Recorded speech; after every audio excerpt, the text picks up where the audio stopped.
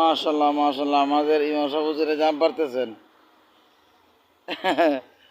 খুব সুন্দর জাম আছে এখানে, জাম পারতেছেন উনি।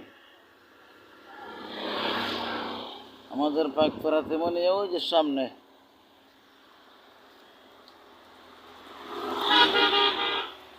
এটা হইলো হবিগঞ্জ বাইপাস রোড, আর এটা হইলো আমাদের মসজিদের ইমাম সাহেবের সাইকেল। উনি চান নিছেন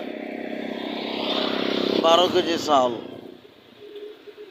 এটা তো ওনার বাম পাশে একটি জাম গাছ ছিল, জাম দেখে ওনার আর সইছে না, যার কারণে উনি জাম গাছের তলে গেছেন জাম পাড়ার জন্যে। আসলে আর বর্তমান সময়ে এখন যে মৌসুমি ফল জাম, লিচু পর্যায়ক্রমে শেষ হয়ে যাচ্ছে, কিন্তু এখন আপনার জামের সুসময় চলে আসছে।